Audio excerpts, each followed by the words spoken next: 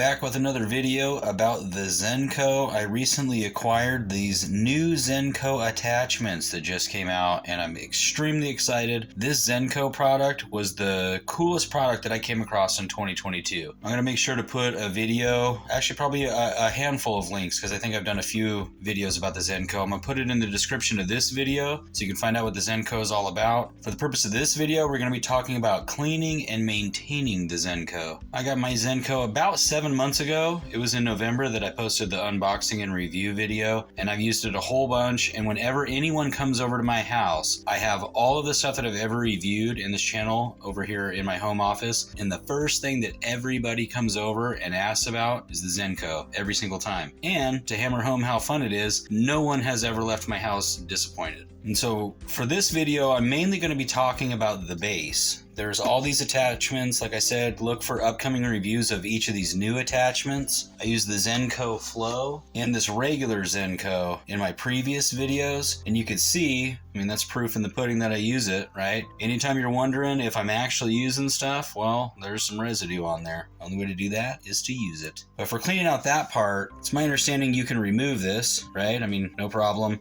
And then that makes it a lot easier to clean. You can, as I put in, I think a previous video about these, you can put these, I think, in the dishwasher. And as far as being dishwasher safe, like it won't break, well, perhaps. But depending on what you put in your dishwasher, I don't really want like the grocery store dishwasher soap all up in my business. You know what I mean? So I'm going to clean this, and I'm going to tell you exactly what I'm going to use. These little pre-moistened alcohol cleaning wipes. You put it in there.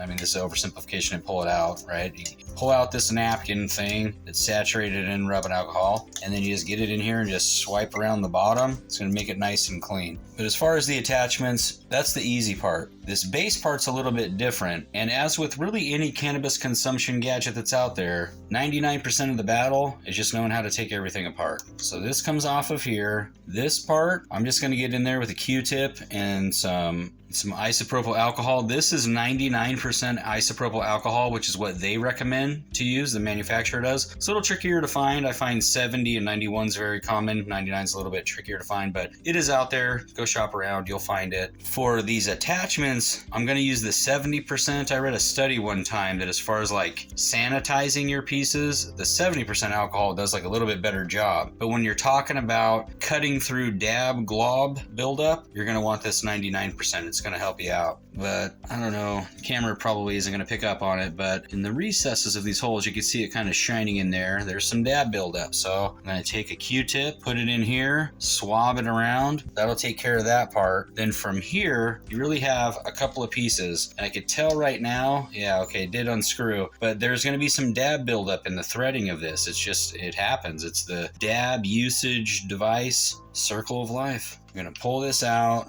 and then the only other part, oh yeah, you could see it right in there. There's a big old glob of reclaim right up in that action. And this part right here, you can see it's got like a dab hair coming off of it. That part you want to be super clean, and where it connects down there, you want it to be super clean, because that's where the electrical flowage goes down. So this part you could soak if you want to. I don't have a ton of dab buildup, so I'm just going to attack it probably with a Q-tip. And then this part, same thing, Q-tip, get all up in the crevices. If you can see right here, that's the air hole. You want to make sure that that's not obstructed either. For that, I'm just going to take like a toothpick, jab it down there, and that's basically it. If you do all those things, it's going to be clean. And then of course, a fresh atomizer. You can clean one of your old atomizers. I'm going to put just a fresh new one on there. One of these Shatterizer atomizers. Give it that new Zenco smell. And so that's basically it from a cleaning standpoint. Now let's just talk about basic maintenance. So where the game is won and lost for the most part is down here. And when this adapter is sitting on top of there and it's screwed in, obviously you can't see underneath there. And I'm no engineer, but what I understand of this as someone who's smoked a whole lot of pot out of it is that when you turn it on, there's air that's gonna come out of this air hole, and it's gonna start building some pressure. Well, that pressure is a bit of a two-edged sword. If there's not too much dabs in your atomizer, then you're going to get just the right amount of airflow. It's going to build some pressure, and then it's going to start filling up this attachment. But if you put too much dabbage, this guy's sitting in there, and then this one's sitting in there, and then you put that thing over it, and there's too much dabbage in here, well, that pressure is going to start getting built up underneath here, and all the while dabbage is going to be flying all over the place, and it's going to be cleanup duty on aisle 9. So, as with a lot of things, the best way to deal with the too much dabbage problem is to not get into it in the first place. As one of my friends will always say, a little dab will do ya, and a little dab is more of a dib. So start off by just putting dibs in there. You could always put more, but if you put too much, it's going to give you some headaches. So I'm going to start putting in some elbow grease on this action, and then we'll see how it works on the other end. Got everything cleaned up, and there's a couple of tips that I'd like to share with folks that I kind of came across. Here on this end of this, right there, that tip of that's where it's going to make contact with the base device, and it's extremely important to keep that unobstructed. And as you can see, it has this kind of forked action going on in here, and getting a Q-tip in there was nearly impossible. So what I did is I busted out one of these dental flossers, and you can see, just as it's good for getting that spinach out of your gum line, it's also good for getting dabs out of your adapter. I literally just went in there and one little bit at a time, plucked it out. Kind of funny, it came out of there all stringy and whatnot, but eventually bunched up. Couldn't help but think that I have friends out there that would be like, man, are you gonna smoke that? Well, I'm not. Maybe somebody will. But that's one tip that I would offer up for folks for cleaning this part, to get really, really deep inside of that forked kind of area right there, which is really important for connectivity. And that's, I guess,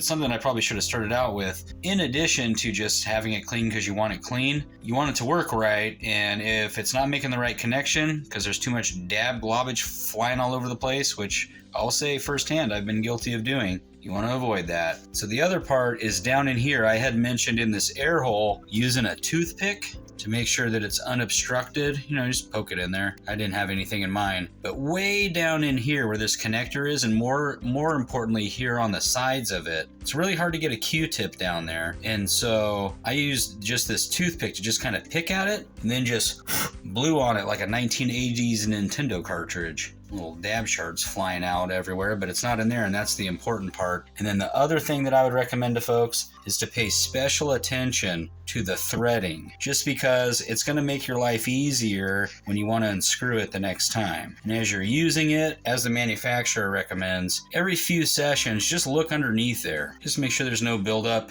and everything should be good to go. We'll let this sit here for a minute, let some of that alcohol evaporate off, and we're going to get down to business. Got the adapter attached to the new atomizer, and like I was saying, a little bit goes a long way with the Zenco. One thing that I really like about the Zenco is it really stretches your dabs. When your base is all charged up and you have it powered on and you twist this into place, once it makes that connection, you see that green light go on? That's a good sign. That tells you that the connection is good. You can finish twisting it, and means you got all that funky stuff out of there. So green means go. I'll put this back on here. Put this one back on there, and as I said, I swipe this all down with that rubbing alcohol wipe. 2 taps for progress.